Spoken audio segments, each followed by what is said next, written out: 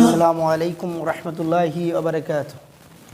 আলহামদুলিল্লাহ নাহমাদুহু ওয়া নাস্তাঈনুহু ওয়া নাস্তাগফিরুহু ওয়া নাউযু বিল্লাহি মিন শুরুরি আনফুসিনা ওয়া মিন সাইয়্যাতি আমালিনা। মান ইয়াহদিহিল্লাহু ফালা মুদিল্লা লাহু ওয়া মান ইউদ্লিলহু ফালা হাদিয়া লাহু। ওয়া নাশহাদু আন লা ইলাহা ইল্লাল্লাহু ওয়াহদাহু লা শারীকা লাহু ওয়া নাশহাদু আন্না সাইয়্যিদানা শাফি'ানা ওয়া হাবিবানা মাওলানা মুহাম্মাদান আবদুহু ওয়া রাসূলুহু।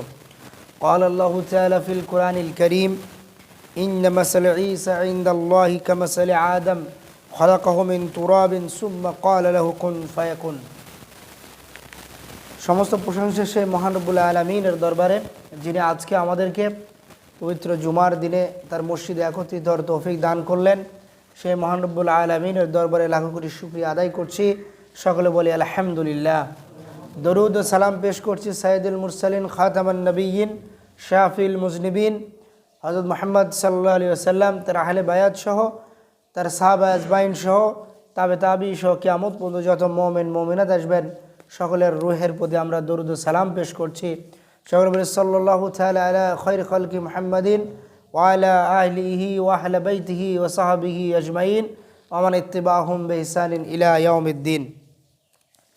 আজকে আমরা যখন এই মসজিদে আল্লাহর ঘরে একত্রিত হয়েছি কিছু দিনই আলোচনা শোনার, আল্লাহর জন্য, আল্লাহর উপরে, আল্লাহ কর্তৃক আমাদের উপরে নির্দেশিত জুমার সালাত আদায় করার জন্য। বর্তমান আমাদের ইংরেজি ক্যালেন্ডার অনুযায়ী মাস চলছে ডিসেম্বর মাস। এই ডিসেম্বর মাসের শেষ দশকে, বিশেষ করে যেটা 25শে ডিসেম্বর বলা হয়, 25 ডিসেম্বর এটা খ্রিস্টানদের একটি উৎসব আছে তারা এটা তাদের ধর্মীয় দৃষ্টিকোণ থেকে তারা এই উৎসবটা পালন করে থাকে, যেটাকে তারা ক্রিসমাস বলে। কিন্তু এই উৎসবটা খ্রিস্টানদের ধর্মীয় উৎসব হলেও দুঃখজনকভাবে বিগত কয়েক দশকে এই সংস্কৃতিটা এটা আমাদের মুসলমানদের মধ্যেও চলে এসেছে। যেহেতু বর্তমান বিশ্বের ইন্টারনেটের সহজলভ্যতার কারণে সহজেই মানুষ বিভিন্ন সংস্কৃতির সাথে পরিচিত হওয়ার কারণে এই সংস্কৃতিগুলো আমাদের মধ্যেও ঢুকে গেছে। এখন তারা এই উৎসবগুলো পালন করতেছে তাদের ধর্মীয় দৃষ্টিকোণ থেকে, কিন্তু আমরা মুসলমান হয়েও আমরা মনে করতেছি এটা তো একটা উৎসব, একটা আনন্দ হচ্ছে, আমি এটাতে অংশ নিলে বা এটা উপলক্ষে একটা ব্যবসায়িক কোনো কিছু ছাড় দিলে, এটাতে অংশ নিলে তো আমার তো আসলে কোনো সমস্যা হওয়ার কথা নয়। কিন্তু আজকে এটা এমন হয়ে গেছে, আমাদের সমাজে দেখা যায় বিভিন্ন কোম্পানি, ব্যবসায়িক কোম্পানি, বিভিন্ন কনজিউমার কোম্পানি, তারা এগুলো উপলক্ষে বিভিন্ন ছাড় দেয়। কিন্তু কথা হচ্ছে যে বাংলাদেশ, আমরা বলে থাকি এখানে প্রায় 90% মুসলমান, খ্রিস্টান যদি থাকে না হাতে গোনা বাংলাদেশে, তারপরেও বিগত সেই আমরা যদি ধরি ব্রিটিশ আমল থেকে ভারত, পাকিস্তান, বাংলাদেশ, তারপরে এদিকে মায়ানমার, অর্থাৎ এই অঞ্চলগুলোতে খ্রিস্টান মিশনারিদের একটা অনবরত তাদের ধর্ম প্রচারের কারণে, তাদের টাকা পয়সার কারণে অনেক অনেক অনেক এলাকায় দেখা যায় অনেক খুবই এত বেশি গরিব যে দিন আনে দিন খাওয়া হয় না, হয়তো এক বেলা খায়, দুই বেলা খায়, এরকম কিছু লোকদেরকে টার্গেট করে অর্থের বিনিময়ে এই অঞ্চলগুলোতে অনেক মানুষ খ্রিস্টান হয়ে গেছে, বিভিন্ন একবারই যেগুলো প্রত্যন্ত অঞ্চল। এছাড়া বাংলাদেশে আসলে তো খ্রিস্টান ওই রকম অতটাও নাই। কিন্তু আমরা এই বড়দিন উপলক্ষে, তাদের এই ধর্মীয় উৎসব উপলক্ষে আমরা কি করছি, আমরা ব্যবসায়িক যে ছাড় দিচ্ছি এটাও অংশ নিচ্ছি, আবার অনেকে এই দিনগুলোতে শুভেচ্ছা জানাই। এবং এদের এই ধর্মীয় ইয়াতে আছে, তাদের একজন বৃদ্ধ একটা লোক, সে বিভিন্ন পোশাক পরে মানুষের বাড়ি বাড়িতে কিছু উপহার দেয়। তো এটাকেও কেন্দ্র করে অনেক মানুষ এগুলোতে লিপ্ত হচ্ছে।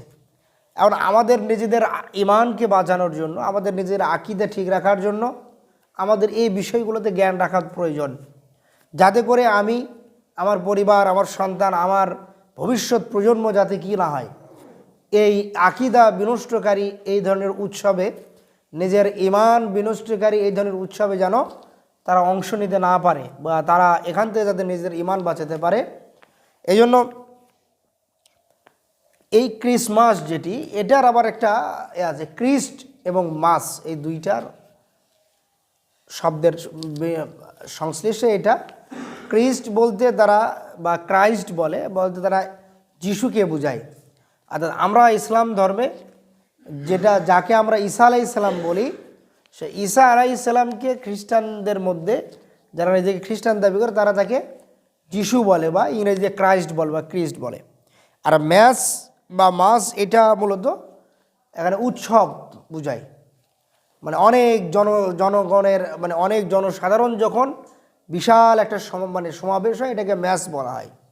তো এই ক্রিস্টমাস বা ক্রিস্টমাস এটার অর্থ তাহলে হয় ঈসা আলাইহিস সালামের জন্ম উৎসবে, বা জন্মের সময় যেই সমাবেশ, মানে এটাকে কেন্দ্র করে যে উৎসব হয়। এখন খ্রিস্টানদের দাবি হচ্ছে ঈসা আলাইহিস সালামের জন্ম হচ্ছে 25শে ডিসেম্বর, এটা খ্রিস্টানদের দাবি। কিন্তু এই সপক্ষে তাদের কাছে কি নাই, কোনো ধরনের দলিল দস্তাবেজ নাই। আমরা রাসূলুল্লাহ আমাদের নবী হযরত মুহাম্মদ সাল্লাল্লাহু আলাইহি ওয়াসাল্লামের জন্মের যে তারিখ নিয়ে এখানে অনেক ইতিহাসবিদ বলেছেন 8 তারিখ, কেউ বলেছেন 12 তারিখ, তারপর কাছাকাছি একটা হয়তো 1 দিনের একটা পার্থক্য আছে। কেউ 8 তারিখ বলেছেন, কেউ 9 তারিখ, কেউ 12 তারিখ।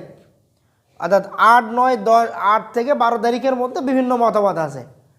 কিন্তু খ্রিস্টানরা তাদের মধ্যে 2 ভাগ, এক ভাগ বলে যে এটা হলো ডিসেম্বরের 25 তারিখ, আর এক অংশ যাদেরকে বলে অর্থোডক্স, তারা বলে জানুয়ারি মাসের 7 তারিখ।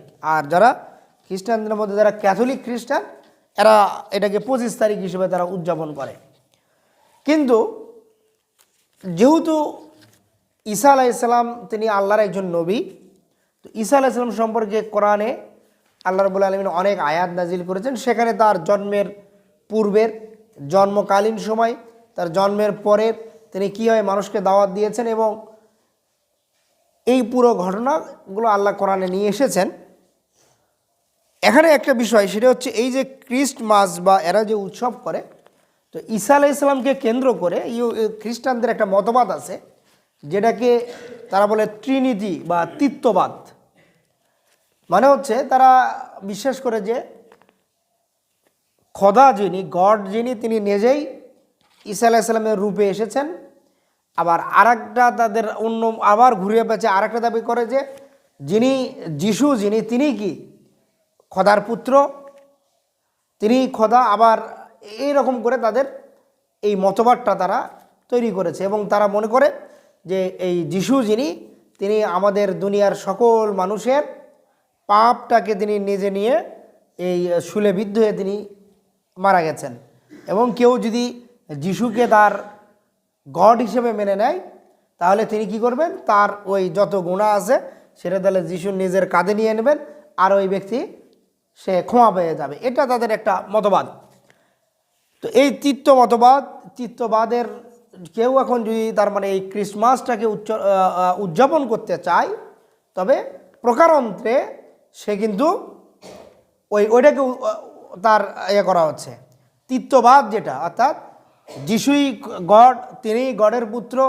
আবার এই যে তারা আবার বলে যে মরিয়ম আলাইহিস সালাম, তার মা অর্থাৎ ঈসা আলাইহিস সালামের মা, তাকে তারা আবার খোদার স্ত্রী হিসেবে অভিহিত করে। তো এই যে তৃত্ববাদ যেটা, এটাকে তাহলে কিন্তু মেনে নেওয়া হয়।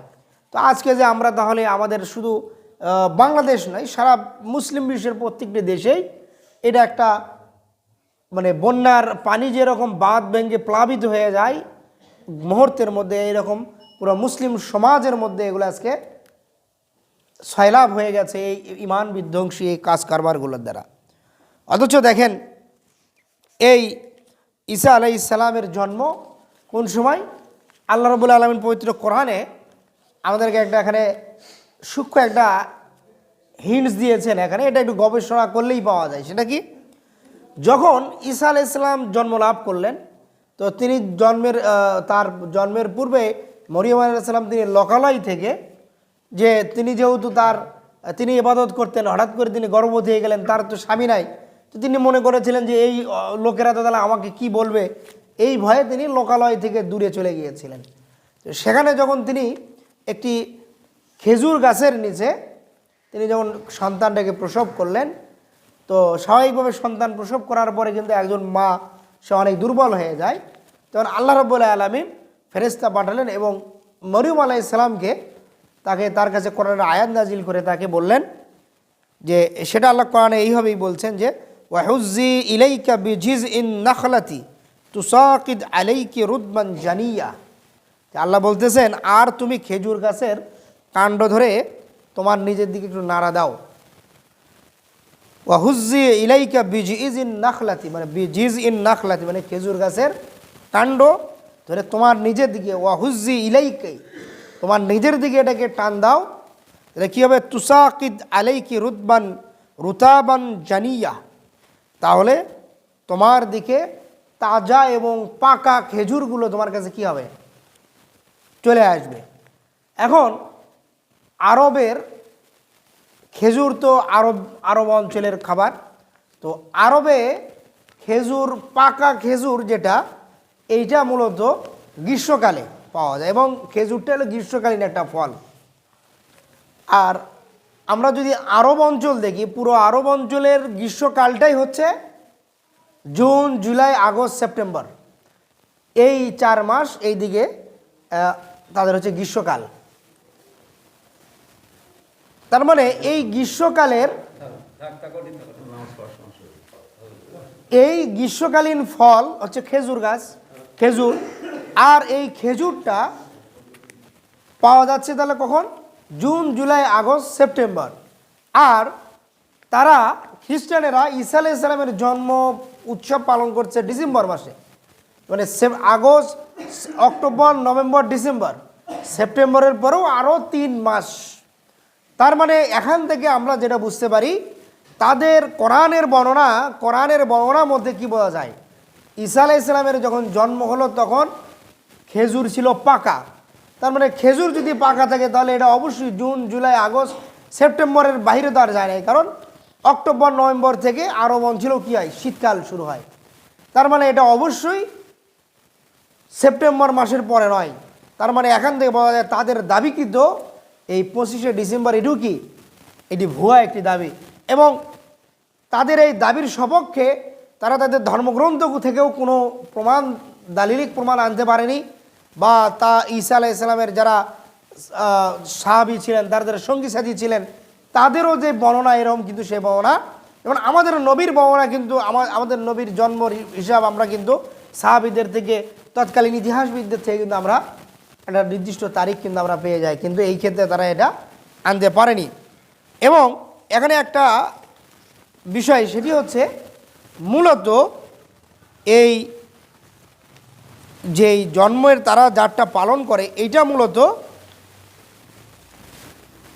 এই পারস্যে, অর্থাৎ বর্তমান যে ইরান, এই পারস্য ইরানের এদিকে একটা ধর্মীয় মতবাদ, একটা সময় একটা ধর্মীয় মতবাদ এখানে শুরু হয়েছিল। এবং জরথ্রুস্ত নামে একজন ব্যক্তি এই ধর্মীয় মতবাদ চালু করেছিলেন, যেটি পরবর্তীতে ধর্ম হিসেবে প্রতিষ্ঠিত হয়েছে। এবং এই ধর্মটাকে এক ঈশ্বরবাদ বলা হয়। তার মানে এক ঈশ্বরবাদ বলতে হলে একজন খোদায় বিশ্বাসী। এরা বিশ্বাস করে কি? যে আল্লাহ একজন, মানে এক ঈশ্বরবাদ, তৌহিদবাদী ধর্ম হলেও কিন্তু এটা আসলে কি? ইসলাম আল্লাহ যেইভাবে পাঠিয়েছেন, একজন ব্যক্তির চিন্তা প্রসূত একটি ধর্ম হিসেবে তারা এক ঈশ্বরবাদী ছিল। এবং তারা তাদের ধর্মে আমরা আমাদের খোদাকে কি বলি? আল্লাহ বলি। আল্লাহ আমাদের সৃষ্টিকর্তাকে আমরা আল্লাহ বলি। এবং তারা বলতে অহুর মাজদা, এটা তাদের পারস্য ভাষায়। এবং তাদের একটি ধর্মগ্রন্থ আছে, এখনও এই ধর্মের কিছু খুবই সংখ্যা একেবারেই কম। তাদের ধর্মগ্রন্থের নাম হলো জেন্দাবেস্তা বা আবেস্তা বা জেন্দাবেস্তা। তো এই ধর্মের যেই ধর্মগুরু জরথ্রুস্ত, সে মূলত তার জন্মকালীন জন্মের যেটা ছিল সেটা হলো 25শে ডিসেম্বর, যেটা ইতিহাস থেকে বিভিন্ন বর্ণনায় পাওয়া যায়। এগুলো তো একাধিক বর্ণনা থাকে, তবে সবচাইতে গ্রহণযোগ্য যে এই মত, সেখান থেকে দেখা যায় এই পারস্যের এই ধর্মের যে ধর্ম প্রবক্তা, তার জন্ম ছিল কখন? এই 25শে ডিসেম্বর মাসের 25 তারিখের দিকে। কিন্তু সময়ের পরিক্রমায় যে কোনোভাবেই হোক, খ্রিস্টানেরা এটাকে গ্রহণ করেছে। এবং ঈসা আলাইহিস সালামের এই জন্মবার্ষিকী পালন করা এটাও খ্রিস্টানদের মধ্যে শুরু হয়েছে ঈসা আলাইহিস সালামের জন্মের ৩০০ বছর পর। আর মূলত যখন ঈসা আলাইহিস সালাম তিনি ইসলামের দাওয়াত এই বনি ইসরায়েলদের মাঝে দিচ্ছিলেন, তৎকালীন রোমান সাম্রাজ্যে রোমান শাসকদের মাঝে, ওই সময়ে যারা শাসক ছিল, তৎকালীন যারা ইহুদি ছিল, ইহুদিদের চক্রান্তের কারণে এই ইহুদিরা শাসকদের কাছে গিয়ে ঈসা আলাইহিস সালামের বিরুদ্ধে তারা কান পরা দেওয়া শুরু করলো যে সে এরকম ধর্মের বিরুদ্ধে করতেছে। এবং ইহুদিরা একটু রোমানদের সাথে তাদের তখন একটু ভালো সম্পর্ক ছিল, তো এইটাকে তারা এই সম্পর্কটাকে কাজে লাগিয়ে তারা ঈসা আলাইহিস সালামের বিরুদ্ধে একটি ষড়যন্ত্র করে তার বিরুদ্ধে অর্থাৎ তাকে হত্যা করার জন্য সরকারি বাহিনী তার বিরুদ্ধে লেলিয়ে দিয়েছিল। তো এই ইহুদিরা এরা দীর্ঘ সময় ছিল খ্রিস্টানদের শত্রু, খ্রিস্টানদের সাথে শত্রুতা ছিল। কিন্তু পরবর্তীতে ওই শাসক শ্রেণীর মধ্যে ধীরে ধীরে এক সময় যারা প্রকৃত তৎকালীন সময় ঈসা আলাইহিস সালামের যে ইনজিল কিতাব যেটা, এটার যেই বর্ণনা, এটার যে শিক্ষা, এটার উপরে এক শ্রেণী একটা দল টিকে ছিল। তো তাদের দাওয়াতের ফলে আবার অনেক ক্ষেত্রে অনেকে বিকৃত করে ফেলেছিল। অর্থাৎ ঈসা আলাইহিস সালামের যারা সঙ্গী সাথী ছিল এদের মধ্যে অনেকেই ঈসা আলাইহিস সালামের তাকে যখন আল্লাহ রাব্বুল আলামিন আসমানে উঠিয়ে নিলেন, তারপরে তারাও অনেক ক্ষেত্রে কিছু কিছু ক্ষেত্রে এখানে তাদের বিকৃতিটা তারাও এর মধ্যে ঢুকিয়েছিল, অনেকেই ঢুকিয়েছিল। এরপরেও এই বিকৃতি কিছুটা থাকা, কিছুটা সঠিক অবস্থা, এটা নিয়েই একটা সময় রোমান সাম্রাজ্যের যারা শাসক ছিল এদের মধ্যেও এই খ্রিস্টান ধর্ম তৎকালীন যে বিকৃত হয়ে যে ঈসা আলাইহিস সালামের অনুসারী হিসেবে তারা অনেকেই এই ধর্মটাকে গ্রহণ করে নেয়। এর ফলে ধীরে ধীরে আর এরা যখন একটু কিছুটা বিকৃত হয়েই যখন এই ধর্মটা রোমানদের কাছে গেছে, এরা তখন রোমানদের বিভিন্ন দেবদেবীকে এদের ধর্মের মধ্যে এরা অ্যাকোমোডেট করে নিয়ে একটা সময় একটা জোগা খিচুড়ির মতো হয়ে গেছে। তখন থেকে এই প্রায় ৩০০ বছর পর থেকে এটার হলো উৎসবটা তারা শুরু করেছে। কিন্তু আজকে বাংলাদেশের বিভিন্ন প্রত্যন্ত অঞ্চলে যখন খ্রিস্টান মিশনারি তারা যখন আসে, তারা নিজেদেরকে প্রথমে দাবি করে আমরা হচ্ছে ঈসাই মুসলমান। কি বলে যে আমরা ঈসাই মুসলমান, মানে এটা মুসলমানদেরকে ধোঁকা দেওয়ার জন্য ইসলামী কিছু পরিভাষা তারা ব্যবহার করে। যেহেতু ঈসা আলাইহিস সালামের নাম বললে তখন মুসলমানরা স্বাভাবিক, হ্যাঁ ঈসা আলাইহিস সালাম তো আমাদের নবী, আমাদের ধর্মে তো আমরা তাকে নবী হিসেবে মানি, রাসূল সাল্লাল্লাহু আলাইহি ওয়াসাল্লামের আগে তিনি নবী ছিলেন, রাসূল ছিলেন। এইভাবে তারা তখন তারা ধীরে ধীরে এই প্রথমে তারা যেই কিতাবগুলো তারা বাংলায় লিখেছে কিতাবুল মুকাদ্দাস নামে, তারা ইনজিলের বাংলা ভার্সন নাম করেছে কিতাবুল মুকাদ্দাস। এগুলো সবগুলোর ভাষা পরিভাষা, আপনি যদি ধরেন যে একটা লোক যে ইসলাম সম্পর্কে তেমন একটা জানে না, ওই ছোটোবেলা থেকে মসজিদে গিয়ে যতটুকু শিখেছে, আলেম ওলামাদের যতটুকু ওয়াজ মাহফিলে মসজিদের জুমায় যতটুকু আলোচনা শিখছে, আর ছোটোবেলায় হয়তো একটু কোরআন শরীফ পড়া শিখছে, ঠিক, এরপরে বাবা মা হয়তো পড়াশোনা করাতে পারেনি, খুবই গরিব। এই লোকগুলোকে যখন যে তারা এরকম করে এমনভাবে তাদের এগুলো লেখা আছে, এই কিতাবগুলো যদি কেউ পড়ে, তাহলে ওই লোক পথভ্রষ্ট হওয়া তার জন্য কোনো ব্যাপারই নয়। কারণ সে দেখবে এখানে ইব্রাহিম আলাইহিস সালাম লেখা, এখানে ঈসা আলাইহিস সালাম লেখা, এইভাবে বিভিন্ন নবীদের নাম লেখা একবারে ইসলামী পরিভাষায় সবগুলো। তখন এইভাবে এরা মানুষকে ধোঁকা দিয়ে এরা মানুষকে ইসলাম থেকে দূরে সরিয়ে নিয়ে যাচ্ছে। এবং এটা আজকে বাংলাদেশেও এটি মহামারী আকার ধারণ করেছে বিভিন্ন প্রত্যন্ত অঞ্চলগুলোতে মিশনারিদের এই কাজ কারবারগুলো। কিন্তু দেখেন ঈসা আলাইহিস সালাম সম্পর্কে মুসলমানদের কি আকীদা, ইসলামের কি আকীদা, এইটা সম্পর্কে আমাদেরকে অবশ্যই সুস্পষ্ট জ্ঞান রাখতে হবে। যদি আমরা এই সম্পর্কে সুস্পষ্ট জ্ঞান না রাখি, তবে অবশ্যই আমরা খ্রিস্টানদের প্রচারণায় বা তাদের এই যে বিকৃত যে ধর্মীয় যে উৎসব তারা পালন করে, এগুলোতে নিজেরা সামিল হওয়ার দ্বারা প্রকারান্তরে আমরা কিন্তু আমাদের ঈমানটাকে কিন্তু বিনষ্ট করে ফেলব। অথচ দেখেন ঈসা আলাইহিস সালামকে আল্লাহ রাব্বুল আলামিন তার সম্পর্কে আমাদের আকীদাটা কেমন, ইসলামের আকীদা হচ্ছে তিনি আল্লাহর একজন বান্দা, তিনি আল্লাহর প্রেরিত একজন রাসূল, তিনি এমন একজন ব্যক্তি যাকে আল্লাহ পৃথিবীবাসীর জন্য একটি উপমা হিসেবে, পৃথিবীবাসীর জন্য একটা নিদর্শন হিসেবে আল্লাহ তাকে সৃষ্টি করেছেন, সেটি হচ্ছে তাকে তিনি পিতা ছাড়া সৃষ্টি করেছেন। আমরা স্বাভাবিকভাবে জানি একজন সন্তান পৃথিবীতে আসার জন্য পিতা এবং মাতা উভয়ই প্রয়োজন। শুধু মা বা শুধু বাবা দ্বারা কিন্তু একজন সন্তান ভূমিষ্ঠ হতে পারে না। কিন্তু আল্লাহ রাব্বুল আলামিন পিতা এবং মাতা ছাড়া সৃষ্টি করেছিলেন আদম আলাইহিস সালামকে, আর শুধুমাত্র পিতা ছাড়া সৃষ্টি করেছেন হযরত ঈসা আলাইহিস সালামকে। তার মানে আল্লাহ এখানে একটি তার নিজের ক্ষমতা, নিজের কুদরত, নিজে কতটা শক্তিশালী এটা মানুষকে বোঝানোর জন্য, এবং এটা তিনি একটা নিদর্শন ছিলেন আল্লাহর পক্ষ থেকে তিনি আল্লাহর একটি নিদর্শন ছিলেন, আল্লাহর একটি উপমা ছিলেন আমাদের জন্য। এবং ঈসা আলাইহিস সালাম তাকে আল্লাহ রাব্বুল আলামিন জীবিত অবস্থায় আল্লাহ রাব্বুল আলামিন ফেরেশতার মাধ্যমে তাকে আসমানে উঠিয়ে নিয়েছেন। তিনি চতুর্থ আসমানে এখনো আছেন। এবং ঈসা আলাইহিস সালাম থেকে আদম আলাইহিস সালাম পর্যন্ত যত নবী এবং রাসূল পৃথিবীতে এসেছিলেন, প্রত্যেকটা নবী এবং রাসূলকে আল্লাহ রাব্বুল আলামিন তাদের থেকে এবং তাদের উম্মত থেকে এ বিষয়ের উপরে বায়াত নিতেন, তাদের থেকে এ বিষয়ের উপরে অঙ্গীকার নিতেন যে যদি তোমরা তোমাদের জীবদ্দশায় খাতামুন নবিয়্যিন, শেষ নবী, সর্বশ্রেষ্ঠ নবী হযরত মুহাম্মদ মুস্তাফা সাল্লাল্লাহু আলাইহি সাল্লাম যদি তোমাদের জামানায় তোমাদের জীবদ্দশায় আসে, তাহলে তোমরা তাকে আল্লাহর নবী এবং রাসূল হিসেবে কি করবা? মেনে নেবা। তো এরকম রাসূল সাল্লাল্লাহু আলাইহি সাল্লামের শান, মর্যাদা এগুলো শুনে তার যেই আল্লাহ রাব্বুল আলামিন কর্তৃক তাকে যে আলাদা যে মর্যাদা দেওয়া হয়েছে, সম্মান, এগুলোর আলোচনা শুনে ঈসা আলাইহিস সালাম তিনি আল্লাহর কাছে দোয়া করলেন যে আল্লাহ, আপনি এই শেষ নবীর মর্যাদাটা আমাকে দিন। তখন আল্লাহ বলেন যে না, এইটা শুধুমাত্র আমার হাবিব হযরত মুহাম্মদ সাল্লাল্লাহু আলাইহি সাল্লামের জন্য এটি নির্দিষ্ট। তখন তিনি বললেন তাহলে আমাকে তার উম্মত হিসেবে আপনি কি করেন? কবুল করে নেন। তো এটা তখনকার ঘটনা। যখন এই যে সরকারি বাহিনী ইহুদিদের চক্রান্তে এরা যখন ঈসা আলাইহিস সালামকে হত্যার উদ্দেশ্যে যখন খোঁজা শুরু করলো, আল্লাহর নির্দেশে কিছু সময়ের জন্য তিনি একটি পাহাড়ের গুহায় তিনি আশ্রয় নিয়েছিলেন। তখন এরা যখন এই পাহাড় গুহার গেটে যখন চারিদিক থেকে তাকে ঘিরে ফেললো, তখন আল্লাহ রাব্বুল আলামিন জিবরাইল আলাইহিস সালামকে পাঠালেন।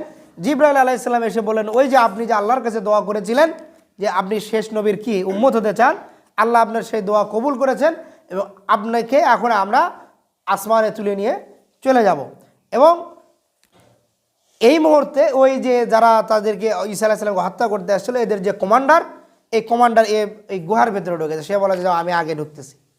সে যখন এর ভেতরে ঢোকে, তখন জিবরাইল আলাইহিস সালাম তার চেহারার উপরে তার হাত দ্বারা মাসেও করে দেন, স্পর্শ করে দেন, যার ফলে তার চেহারার আকৃতিটা ঈসা আলাইহিস সালামের মতো হয়ে যায়। আর ঈসা আলাইহিস সালামকে নিয়ে জিবরাইল আলাইহিস সালাম তিনি চতুর্থ আসমানে উঠে যান।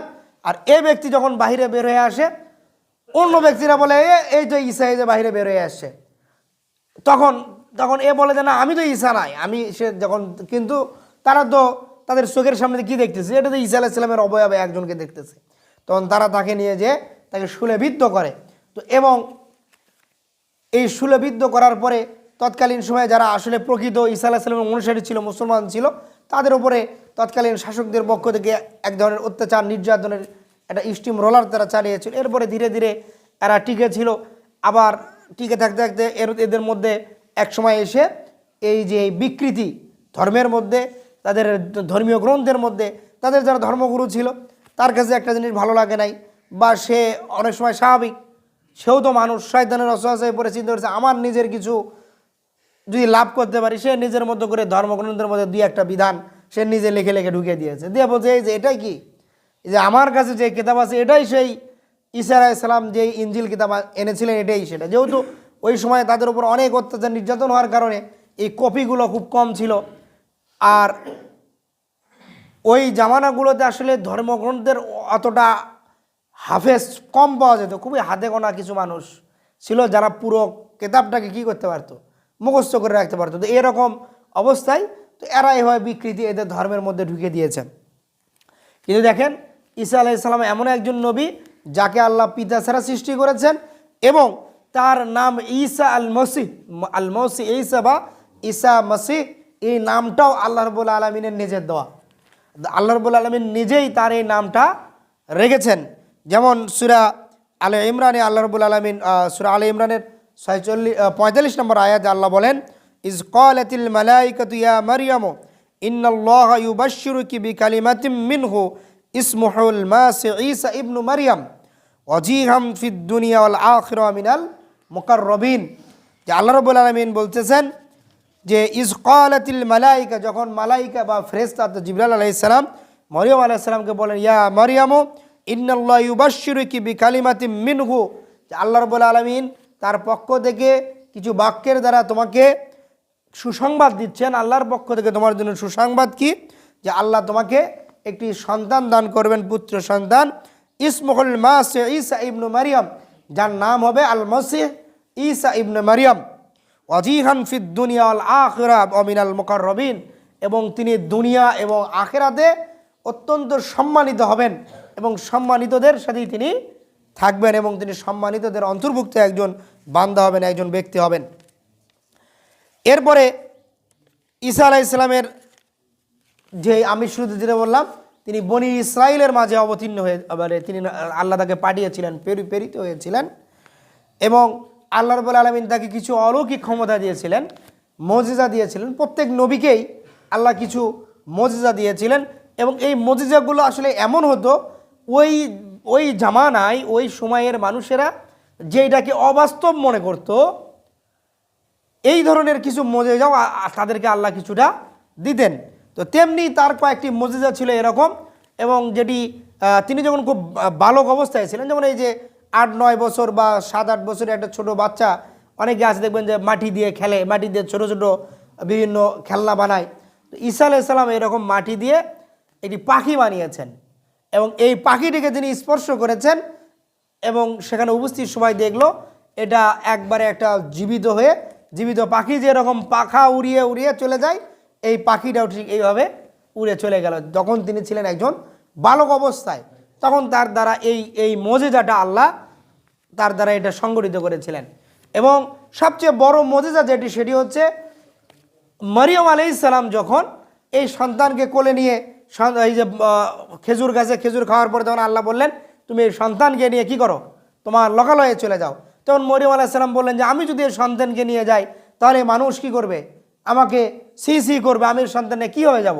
আমার বাবা তার ইমরান একজন ভালো ব্যক্তি ছিল, আমার মা তারপরে তার জাকারিয়া আলাইহিস সালাম ছিলেন হচ্ছে মরিয়ম আলাইহিস সালামের ফুফা, যে আমি এরকম একজন পরিবারের একজন মেয়ে, এই সন্তান নিয়ে আমি কী হয়ে যাব। তখন আল্লাহ বললেন তুমি যাও, আর এই সন্তান নিজেই তার কি করবে, সত্যায়ন করবে। যখন তিনি গেলেন, তখন এই লোকেরা তখন থেকে ঘিরে ধরলো, মরিয়ম তুমি এটা কি করলা, তোমাকে আমরা ভালো মনে করতাম, এই সন্তানের বাবাকে। এবং আল্লাহ তাকে বলেছেন যে তুমি কোনো কি করবা না, কথা বলবা না। তখন তিনি ইশারা করে সন্তানের দিকে দেখালেন। তখন আল্লাহর ইচ্ছায় যখন এই ঈসা আলাইহিস সালাম তিনি নিজে তার জবান খুলে গেল এবং তিনি মায়ের এই 1 দিন বয়সের সন্তান, সদ্য ভূমিষ্ঠ সন্তান, তিনি বললেন আমি হচ্ছে ঈসা ইবনে মারইয়াম, আমি আল্লাহর পক্ষ থেকে তোমাদের কাছে রাসূল হিসেবে প্রেরিত হয়েছি, আমি তোমাদেরকে জাহান্নাম থেকে জান্নাতের দিকে নিয়ে যাওয়ার জন্য প্রেরিত হয়েছি। এবং এ কথাও আল্লাহ কোরআনে বলছেন, ওয়া ইউকাল্লিমুন নাসা ফিল মাহদি ওয়া কাহলান ওয়া মিনাস সালিহিন, যে তিনি মাতৃকোলে থেকে মায়ের কোলে সদ্য ভূমিষ্ঠ অবস্থায় তিনি কি করেছেন, মানুষের সাথে তিনি কথা বলেছেন। তো এটা ঈসা আলাইহিস সালামের একটি মুজিজা, এবং এগুলোকে কেন্দ্র করে বর্তমানে যারা মিশনারি খ্রিস্টান আছে তারা আমাদেরকে বিভিন্নভাবে পথভ্রষ্ট করছে। কিন্তু এই সম্পর্কে আমাদের তার মানে আমরা কি পাইলাম, তিনি পিতা ছাড়া যে ভূমিষ্ঠ হয়েছেন, এটি আল্লাহ রাব্বুল আলামিনের মানুষের জন্য একটি নিদর্শন হিসেবে তাকে সৃষ্টি করেছেন। কোনোভাবে এমন নয় যে এই সৃষ্টি হওয়ার দ্বারা এটা বোঝায় যে তিনি কি আল্লাহর পুত্র, এটা কোনোভাবেই বোঝায় না। এজন্যই আল্লাহ খ্রিস্টানদের এই দাবি যে ঈসা আলাইহিস সালাম আল্লাহর পুত্র, এবং ইহুদিরা দাবি করত যে উজাইর আলাইহিস সালাম আল্লাহর একজন নবী ছিলেন, উজাইর। তো এই উজাইর আলাইহিস সালাম তিনি যে সময়ে ছিলেন, ওই সময়ে এই বক্তে নসর এক বাদশা ছিল, যাকে পুরো পৃথিবীর যে কয়েকজন বাদশা রাজত্ব পেয়েছে তার মধ্যে একজন এই বক্তে নসর। ইহুদিদের বিভিন্ন অপকর্মের কারণে এদের প্রতি ক্ষিপ্ত হয়ে তিনি এই ইহুদিদের উপর তাদেরকে পুরো জেরুজালেম থেকে তাদেরকে নির্বাসন করে দিয়েছিলেন। তো আল্লাহর নির্দেশে উজাইর আলাইহিস সালামও তিনি তার অনুসারীদেরকে নিয়ে নিরাপদ জায়গায় চলে যাওয়ার মধ্যেই তিনি একটা পাহাড়ি উপত্যকা, পাহাড়ি প্রান্তর পার হচ্ছিলেন। সেখানে দেখলেন যে একটা উট মরে গেছে, আর একটা উটের একবার হাড় গোড় বের হয়ে আছে, কিছু মানুষের হাড় এখানে বের হয়ে আছে, মানুষ মারা গেছে। তখন উজাইর আলাইহিস সালাম আল্লাহর কাছে বললেন যে আল্লাহ, আপনি এই মানুষটাকে কীভাবে জীবিত করবেন? তখন আল্লাহ বললেন যে আচ্ছা ঠিক আছে। তখন উজাইর আলাইহিস সালামের সাথে যারা ছিল, উজাইর আলাইহিস সালামকে আল্লাহ সেখানেই সঙ্গে সঙ্গে তাদেরকে মৃত্যু দিয়ে দিলেন। ওই অবস্থায় ওই প্রান্তরেই তারা থাকলো। 100 বছর পর আল্লাহ আবার তাকে জীবিত করলেন। জীবিত করার পরে এখন 100 বছর পার হয়ে গেছে। উজাইর আলাইহিস সালাম তিনি এবার ইহুদিদের কাছে ফিরে গেলেন। ফিরে যাওয়ার পরে এখন তিনি বলতেছেন আমি উজাইর। তখন তারা স্বাভাবিক, 100 বছর হয়ে গেছে, একটা প্রজন্ম, 2 প্রজন্ম পার হয়ে গেছে। তার মধ্যে এক বৃদ্ধ ব্যক্তি ছিল 100 বছরের ওপরে। সেই ব্যক্তি তখন বলল যে তুমি যদি উজাইর হও, তবে আমরা উজাইরের পুরো তাওরাত কিতাব মুখস্থ ছিল, তুমি আমাদেরকে পুরো তাওরাত কিতাব শোনাও। এবং তিনি এমন একটি সময় আল্লাহ থেকে পুনর্জীবন দান করলেন যে সময় তাওরাত কিতাবের ঠিকমতো অস্তিত্ব ছিল না, মানে এরা এত অত্যাচার, নিজে কিতাব আকারে তাওরাত ছিল না, যার যতটুকু মুখস্থ আছে এরকম। তখন তিনি পুরো তাওরাত কিতাব তাদেরকে শোনালেন।